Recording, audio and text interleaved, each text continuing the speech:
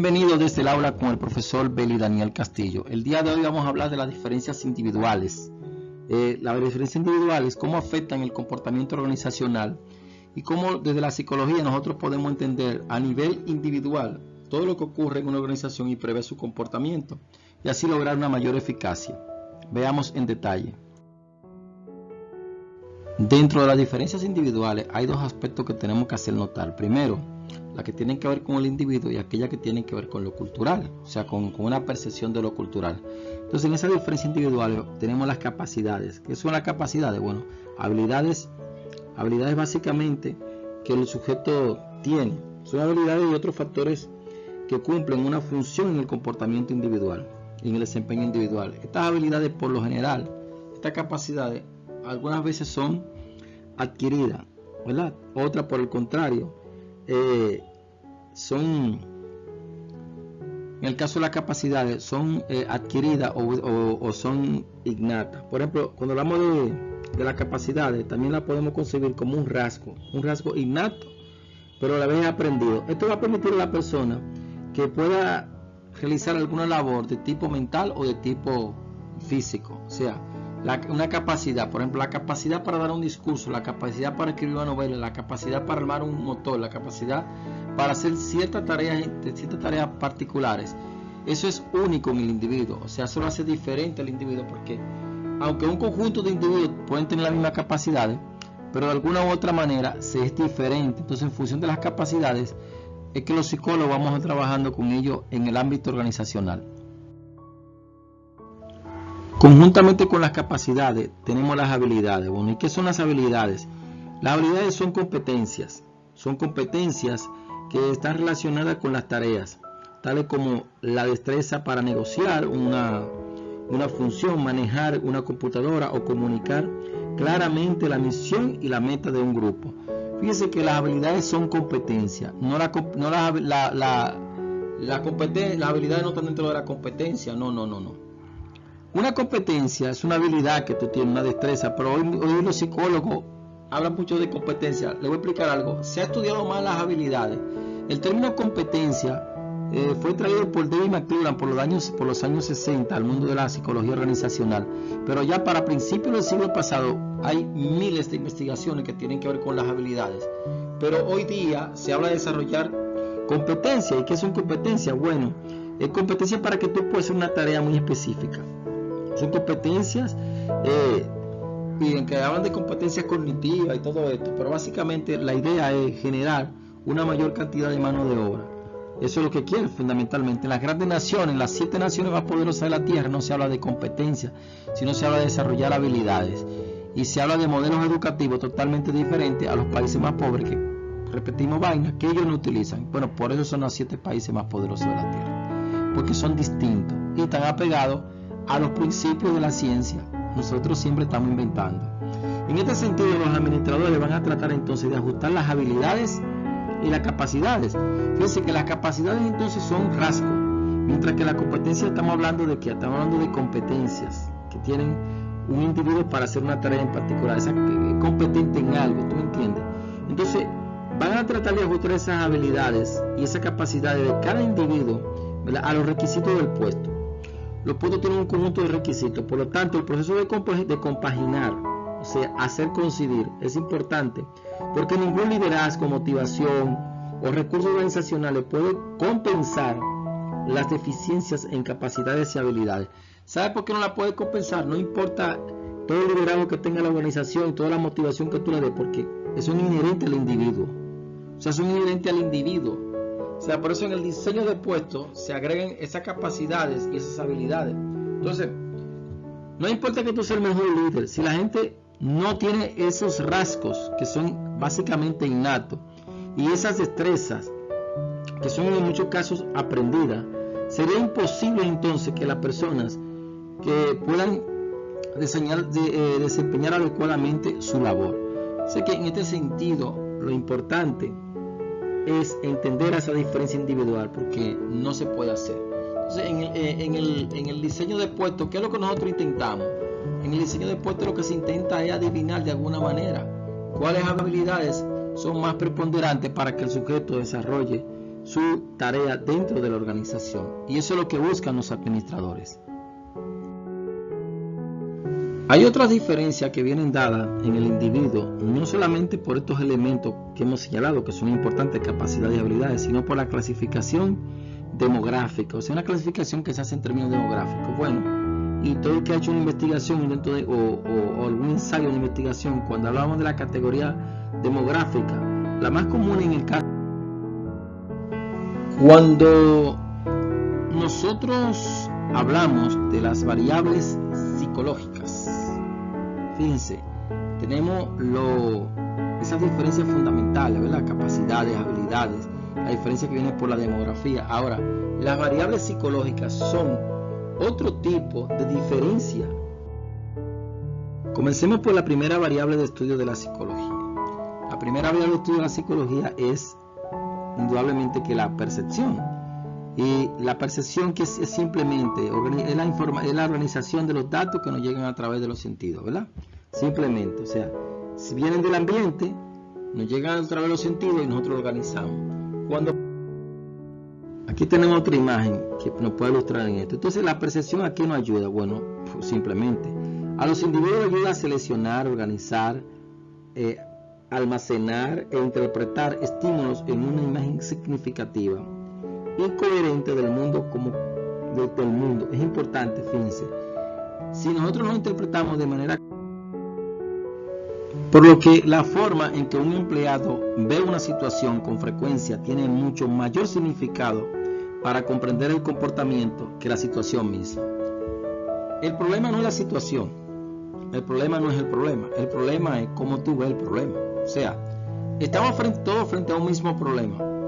Nosotros vamos a una interpretación diferente del problema. En psicología, lo que se procura no es ver el problema, es cómo el individuo está asumiendo el problema. O sea, cómo el individuo está asumiendo la situación. O sea, no es la situación como tal, es como tú estás interpretando la situación como tal. ¿Por qué? Si a alguien se le muere un ratón, puede caer en un estado depresivo. Pero si a ti no te gustan los ratones, tú puedes hacer una fiesta. ¿Te entiendes? O sea, es como esa tendencia que hoy hay día, que hoy hay una tendencia en psicología clínica y en la psicología escolar también, a pretender creer que todo el mundo está en duelo. Y que la gente cree que toda la pérdida, y es una generalización errada que están haciendo los psicólogos. ¿Por qué? Porque en la psicología no se puede generalizar. Todo el mundo, el COVID, duelo, tal cosa, duelo, el carro, un accidente, duelo, se mudó de una casa, duelo. No. Porque si tú tienes el deseo de mudarte, entonces tú no estás entrando en duelo, porque esa situación a ti no te aflige. ¿Te entiendes? Entonces no podemos generalizar que todo es duelo. Simplemente, bueno, a ese se puso triste, el otro no. Es saber cómo el individuo lo está interpretando antes de nosotros está interpretando. Porque hay una tendencia en la psicología actual, la gente está haciendo inferencia sin preguntarle al otro. ¿Entiendes? Siempre procuren saber qué es lo que el otro está mirando, no lo que usted está mirando, porque puede que lo que usted esté mirando no sea perjudicial para el individuo. ¿Estamos claros? A lo que acabamos de decir, tenemos que agregarle que cada persona va a elegir entonces diversas señales que van a influir en sus percepciones de la gente, los objetos, los símbolos y todo el mundo que le rodea. Debido a estos factores y a su probable desequilibrio, oiga bien, desequilibrio, las personas a menudo perciben erróneamente a otra persona, grupo o objeto. Es muy común entonces que las personas interpreten el comportamiento de los demás en el contexto del entorno en que ellos se encuentran. Entonces, ¿qué vienen ahí? Ahí vienen los malos entendidos. Los malos entendidos son producto de interpretaciones erradas que hacemos de estos estímulos que hemos señalado. O sea, del individuo, de los objetos. O sea, si nosotros hacemos una mala interpretación, entonces vienen los malos entendidos y se produce un desequilibrio totalmente. Y ahí viene el conflicto. Eso es muy común cuando se integra un empleado nuevo a un departamento, que la gente tiene la tendencia a inferir, hoy repito, lo que no ha preguntado. Y ahí vienen los malos entendidos. La pregunta sería, ¿cómo influye la percepción en el comportamiento humano? O sea, ¿cómo influye? Bueno, mira, puede influir de dos maneras la percepción. Y vamos a ver. La percepción de un empleado Primero, un empleado es visto por un colega como alguien que trabaja duro y se esfuerza, y por otro colega como un... Los administradores deben reconocer que existen diferencias individuales, es lo primero, y diferencias sobre todo en el ámbito psicológico, y para ello vamos a refrescar el estudio de Rensselaer, ¿verdad? Un estudio bastante clásico en que este investigador mostró claramente que los administradores y subordinados a menudo, por muy casi en general, van a tener diferentes percepciones. Él examinó las percepciones de los supervisores y los subordinados para determinar las cantidades. Oiga bien, él procuraba a través de las percepciones determinar las cantidades y tipos de reconocimiento que los subordinados recibieron por un buen desempeño. O sea, cómo percibían los empleados y los supervisores la cantidad y el tipo de reconocimiento que se le estaba haciendo, de lo cual resultó lo siguiente. ¿Qué resultó? Bueno, que tanto los supervisores como los subordinados se les preguntó con qué frecuencia los superiores proporcionaban recompensa por un buen trabajo. De esta pregunta se obtuvo el siguiente resultado.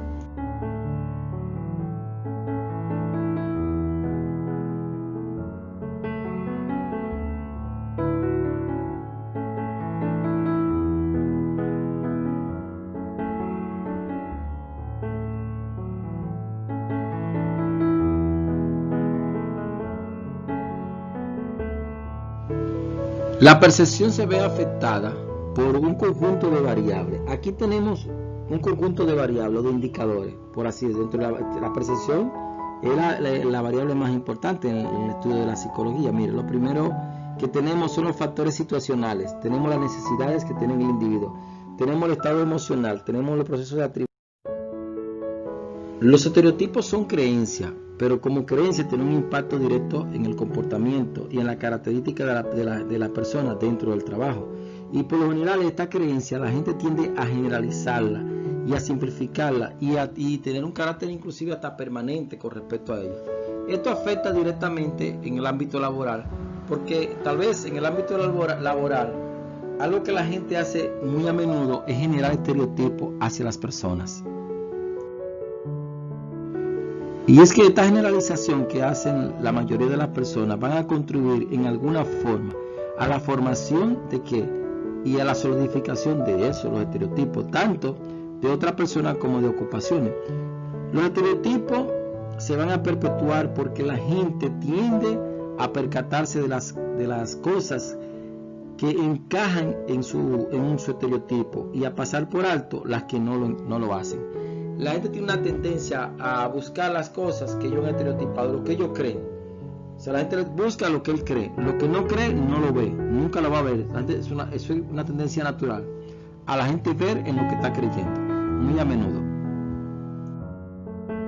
Un elemento que se ha estereotipado en el ámbito de las organizaciones, muy a menudo, es la edad. O sea, entre los empleados se ha estereotipado esto. Pero las investigaciones que se han hecho con respecto a la edad y los estereotipos ha encontrado que las acciones administrativas en contra de los trabajadores de mayor edad están influenciadas ¿por qué? Bueno, por los estereotipos. Porque la gente tiende a pensar que la gente muy joven, por ejemplo, puede ser desorganizada o desafortunada al actuar, y que la gente vieja o de mayor edad están muy adaptados y no están dispuestos a arriesgarse y a tener creatividad. Ambas cosas son erradas y son producto de los estereotipos.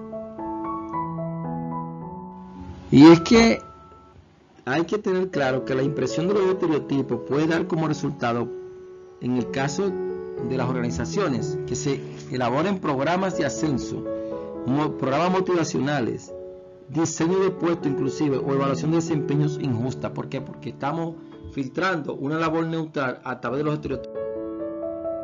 Casi es una tendencia natural que esta variable, al igual que los estereotipos, afecte la percepción que tenemos nosotros, la percepción selectiva. O sea, seleccionar en un mundo multicolor, qué color a mí me interesa, ¿verdad?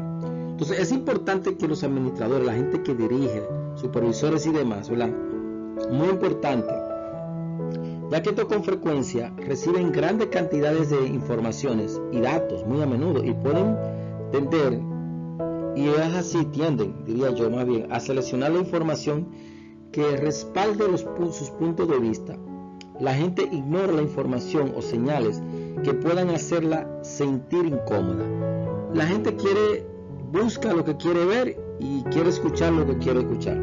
O sea, la gente le es imposible decirle, por ejemplo, mire, ahora que estamos viviendo un tiempo de pandemia, la gente quiere que le digan que van a quitar la mascarilla y que todo va a se siente bien. De hecho, la gente hace eso inclusive para sentirse mejor. Es una tendencia que tenemos, una tendencia natural que tienen las personas a hacer eso.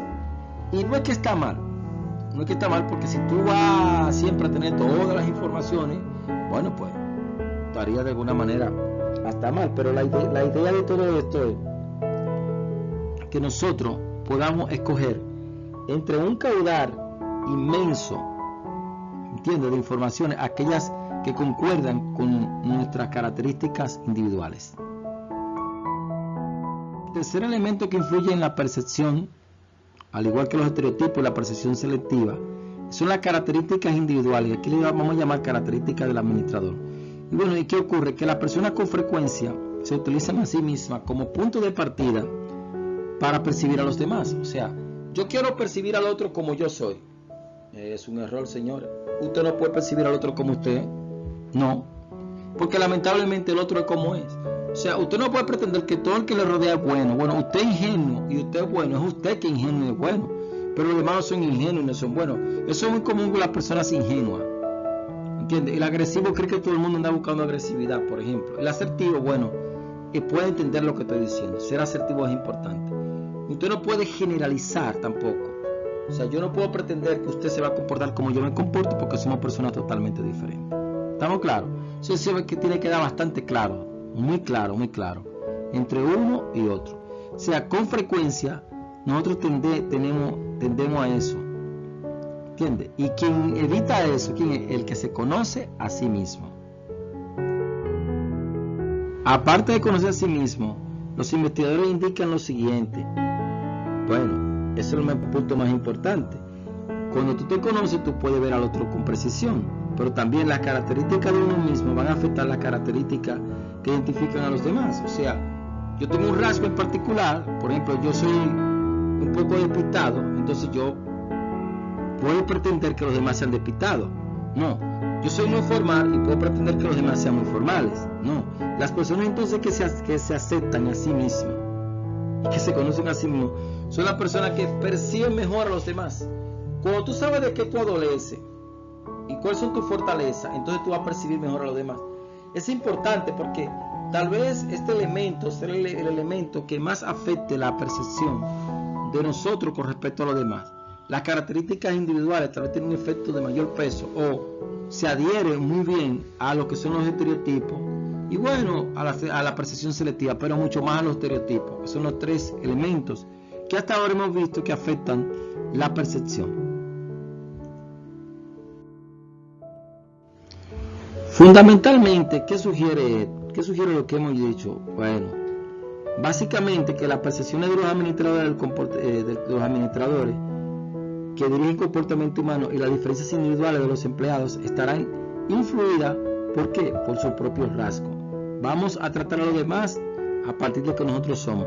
Por eso es que los psicólogos siempre decimos que dos polos distintos no pueden juntarse. O sea, dos personas que son totalmente diferentes no deben juntarse. Tú no puedes juntar un agresivo con un calmado. No, ni un ensimismado con uno que sea muy voraz, porque va a haber problemas.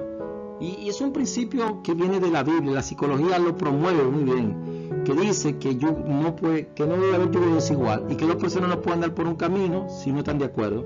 Entonces hay una tendencia a la gente que no es psicólogo y algunos psicólogos muy malos que no han leído psicología para nada, que le encantan decir que las personas diferentes son las que tienen que juntarse. No, porque la psicología no enseña eso. Hay montones de estudios que hablan de la similitud, de la semejanza, y esos estudios, ¿qué es lo que están planteando? Que las personas similares y que tienen rasgos en común son las personas que mejor se van a percibir, que se van a tratar. Por lo tanto, si el individuo entiende cómo son sus propios rasgos y valores, ¿verdad? Y cómo influyen en su percepción, probablemente puedan evaluar, en este caso, lo que dirigen a los subordinados en una forma mucho más precisa. Pero que un administrador que es profesionista, es muy probable que tienda a buscar gente profesionista para trabajar con él, bastante probable, ¿de acuerdo? Otro elemento llamado factores situacionales también inciden en la percepción que tenemos nosotros los demás, conjuntamente con los estereotipos, la percepción selectiva y las características del individuo. Entonces, ¿qué ocurre? Que la presión del trabajo, del tiempo, tiene que ver con la situación, o un día lluvioso, o una pandemia, o una guerra, o todo eso, o tener una persona enferma, va a alterar, son situaciones que se nos presentan y alteran nuestras percepciones.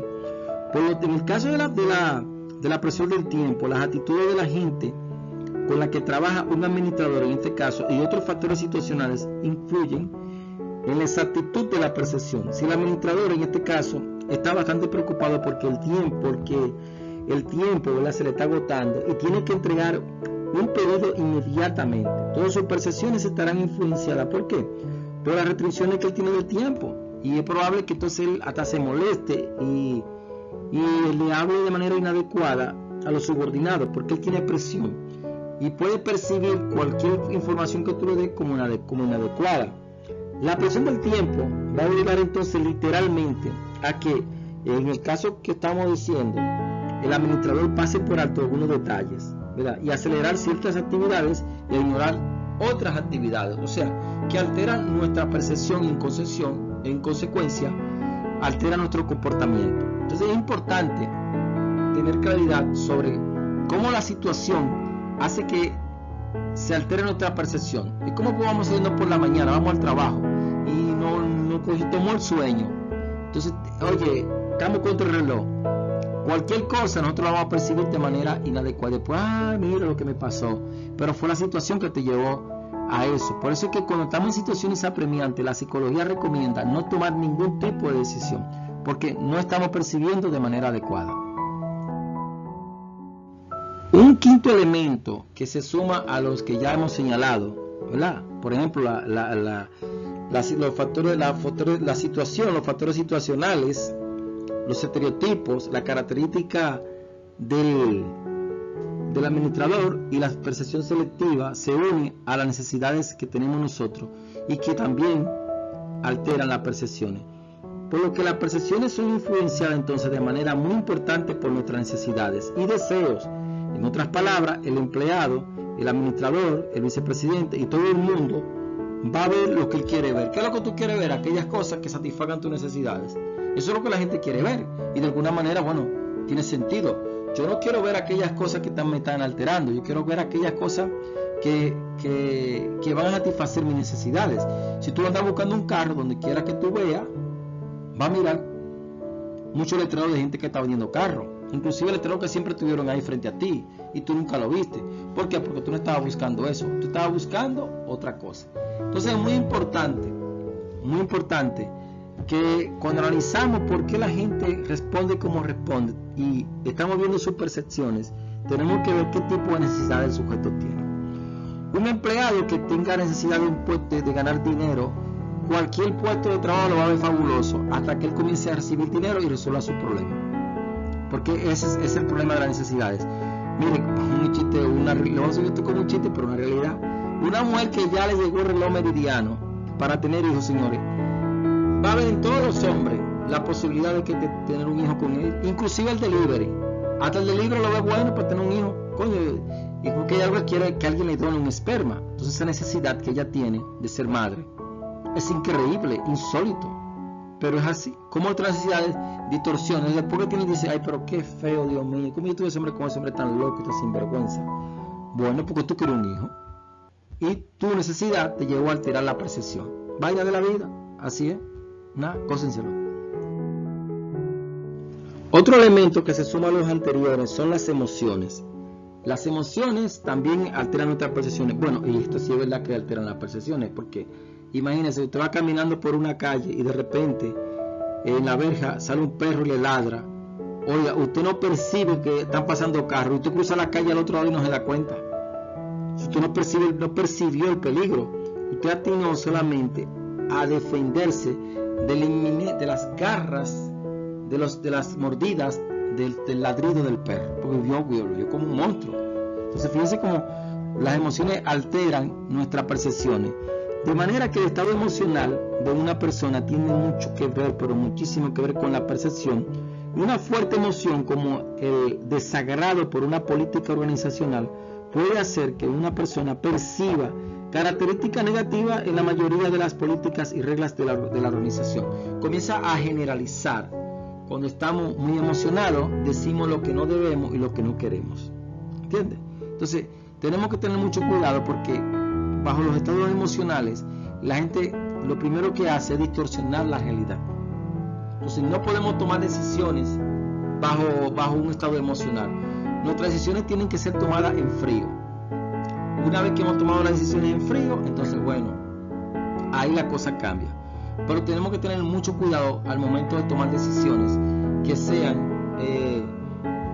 estén bañadas, por así decir, de estados emocionales.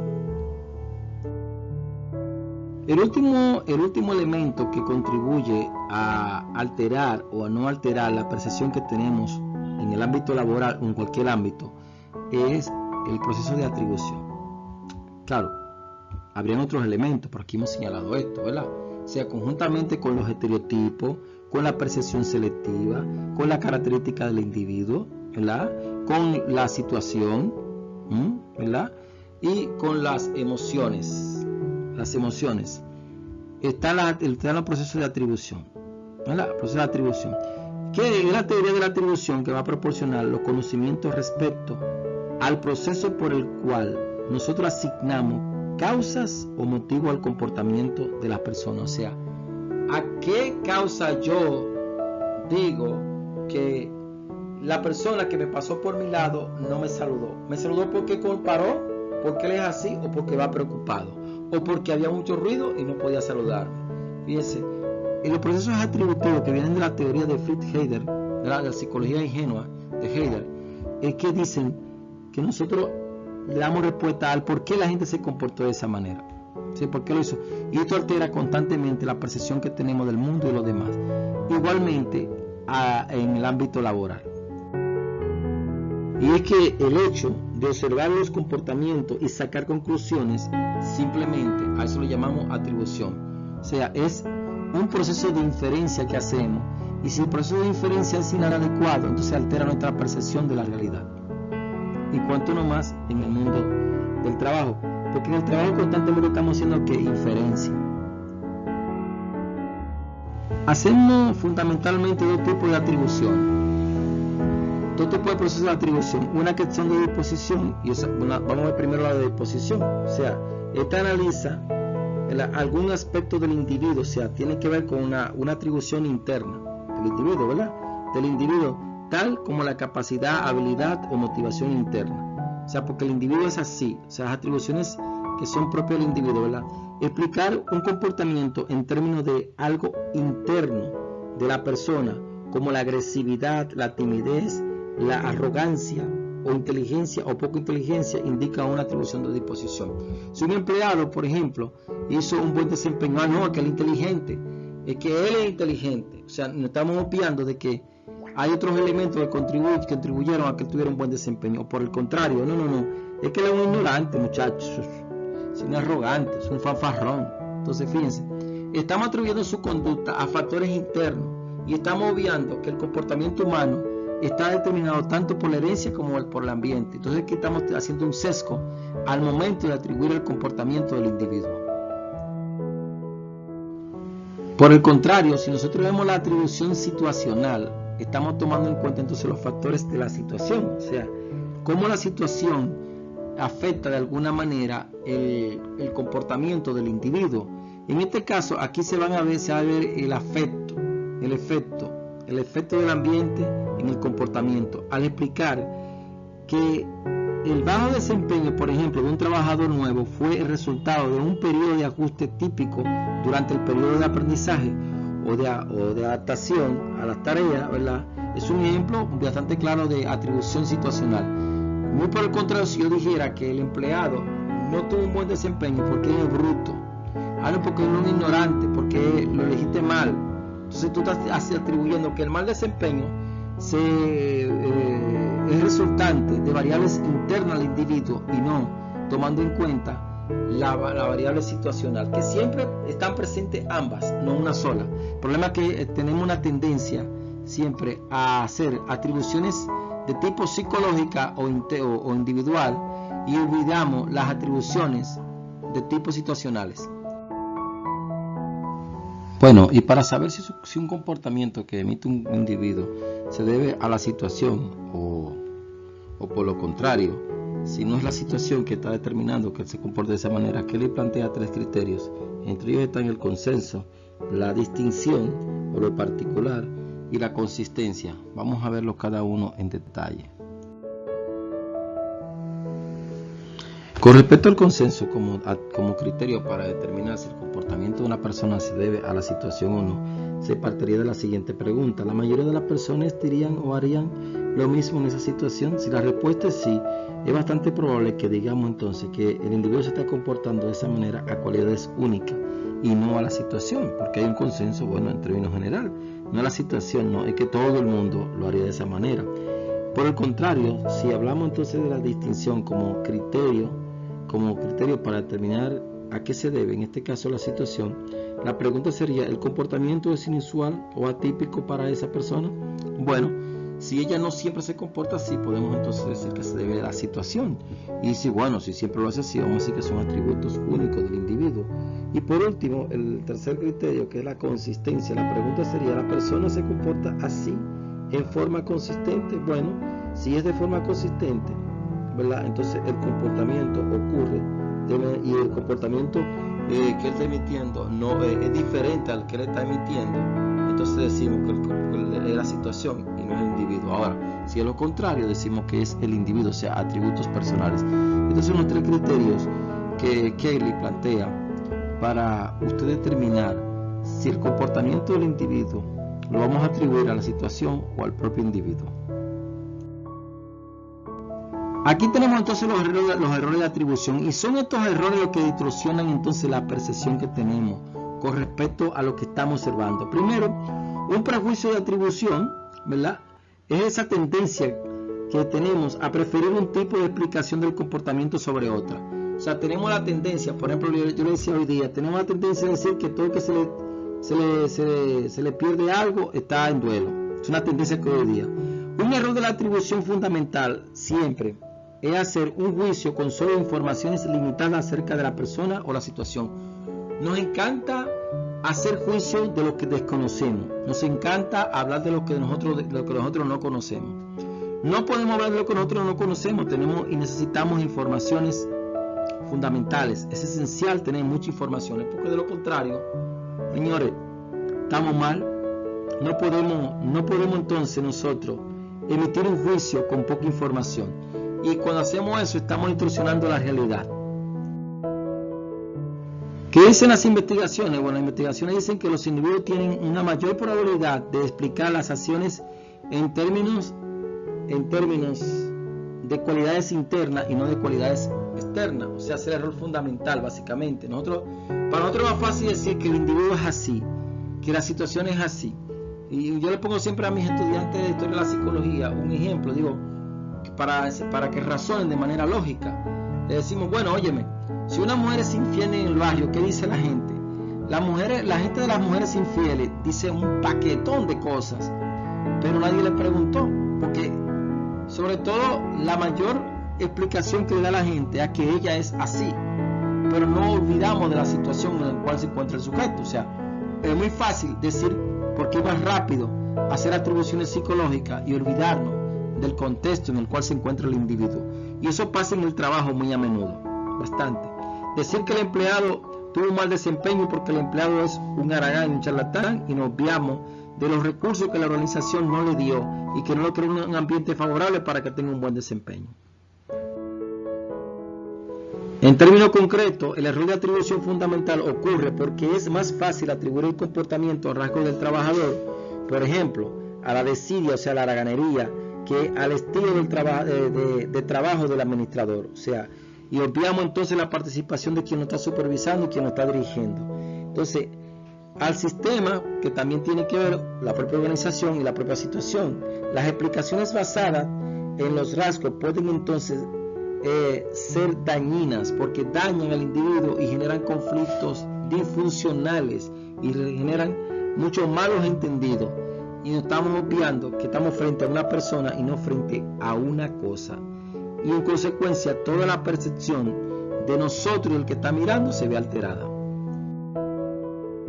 Como consecuencia de hacer esto, entonces los individuos se ven etiquetados o señalados en términos negativos, ¿verdad? Y pueden dar como resultado un pobre progreso profesional, y bueno, debido a juicios imprecisos, y esos juicios imprecisos van a hacer que la gente comience a estereotiparlo y a ver de manera inadecuada.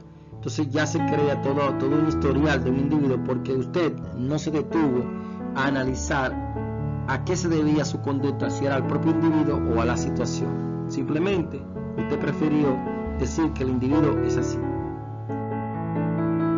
Las actitudes es otra de las variables que nos indica a nosotros sobre nuestras diferencias individuales. O sea, nos dice qué tan diferentes nosotros somos o no somos con respecto a los demás.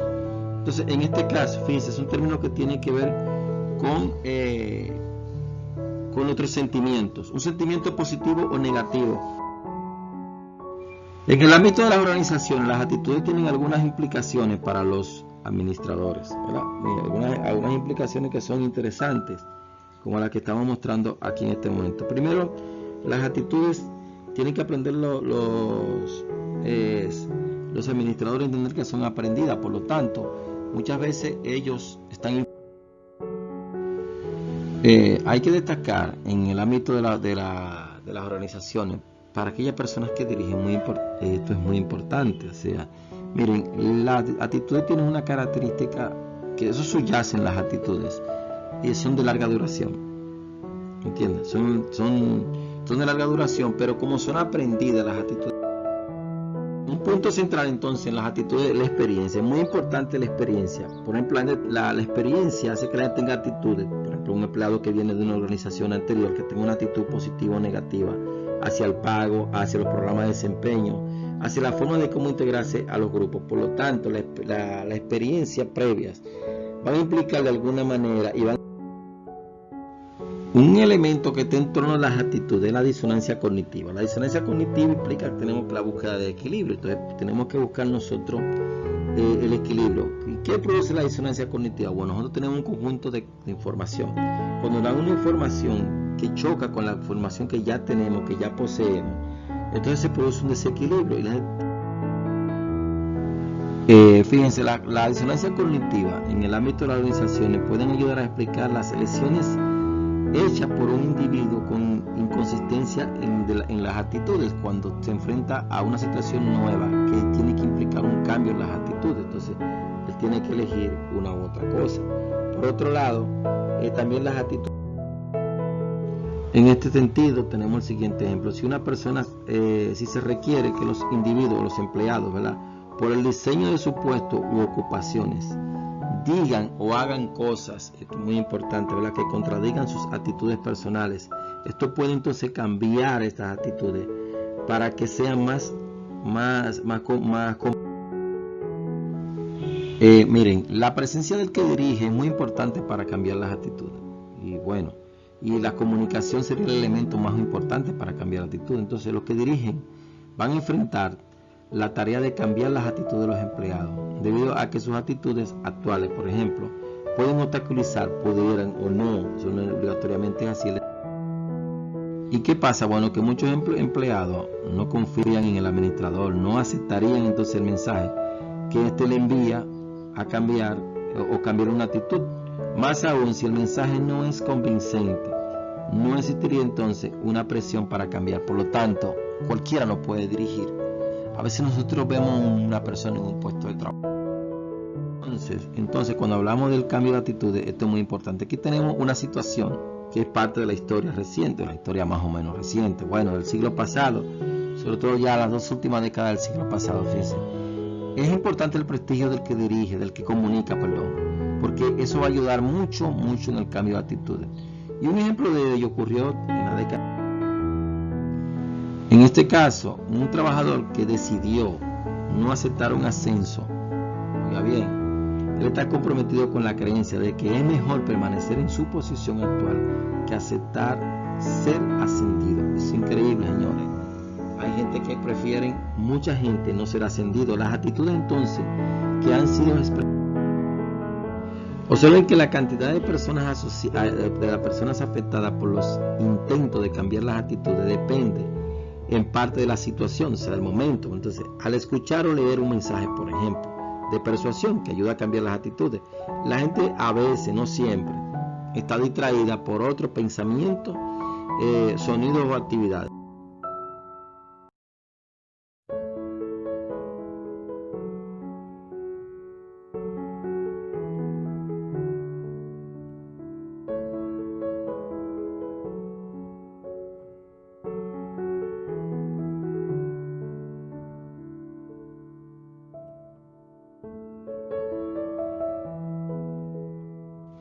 Conjuntamente con las actitudes tenemos los valores. Los valores son parte de ese universo de variables psicológicas que hablan de las diferencias individuales. Esto es muy importante, entender los valores, así como la percepción, así como las actitudes, están los valores, un punto central en las diferencias individuales. La actitud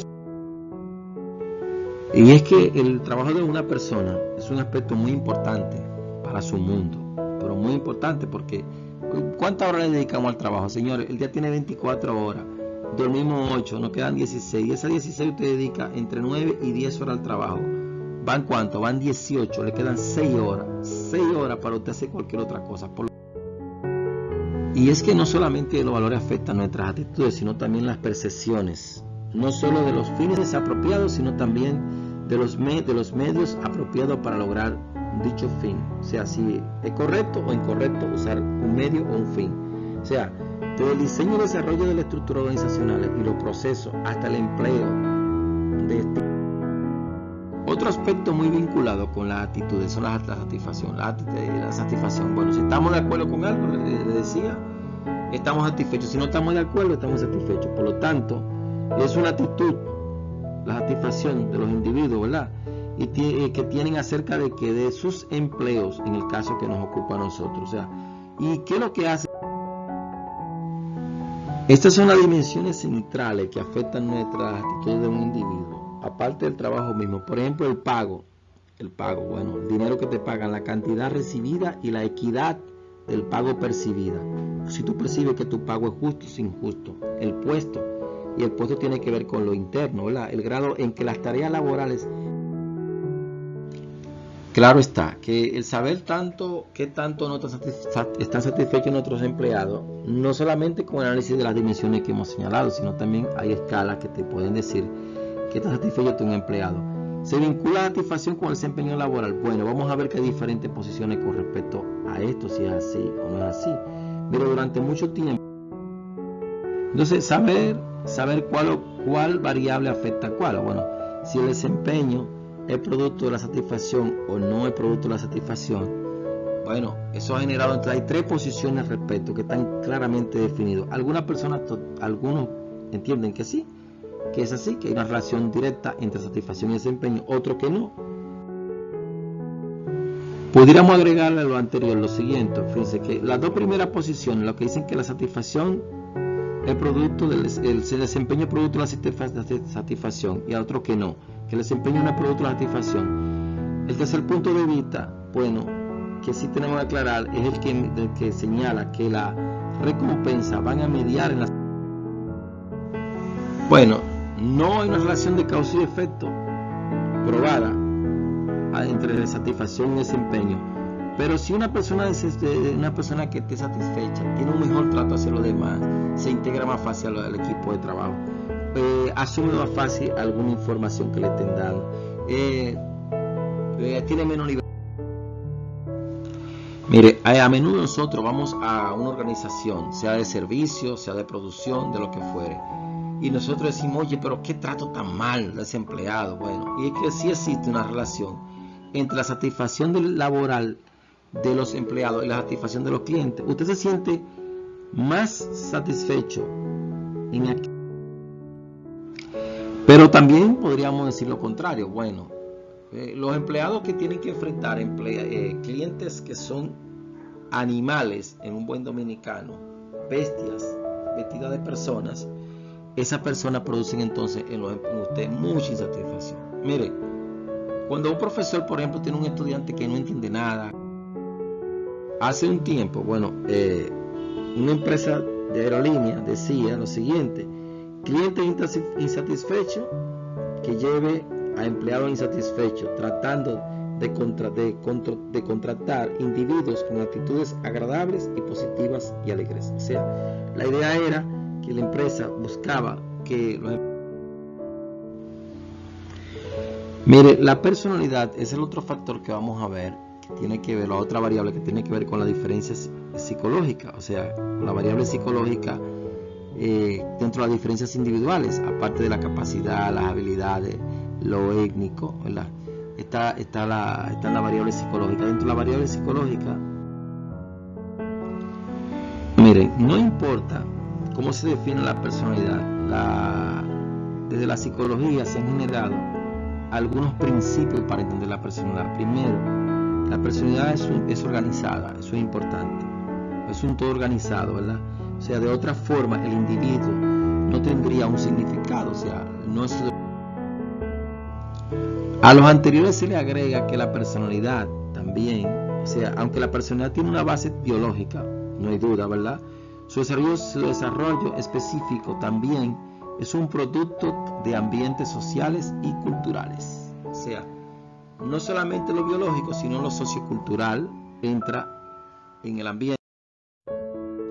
Pero algo importante, que la personalidad tiene características comunes, ¿sí? Como única. O sea, la personalidad incluye tanto características comunes como únicas. O sea, cada persona es diferente de las demás en ciertos aspectos, mientras que es similar a otras en distintos aspectos. Así que, por lo que podríamos decir que la personalidad de una persona es un conjunto relativamente estable de características, tendencias y temperamentos que han sido formados significativamente por la herencia y por los patrones sociales y culturales y ambientales. O sea, este conjunto de variables van a determinar las similitudes. Por otro lado, tenemos las teorías de la personalidad. Las teorías de la personalidad. ¿Qué pasa? Bueno, hay dos grandes teorías o tres grandes teorías, podríamos hacer así, que explican la personalidad.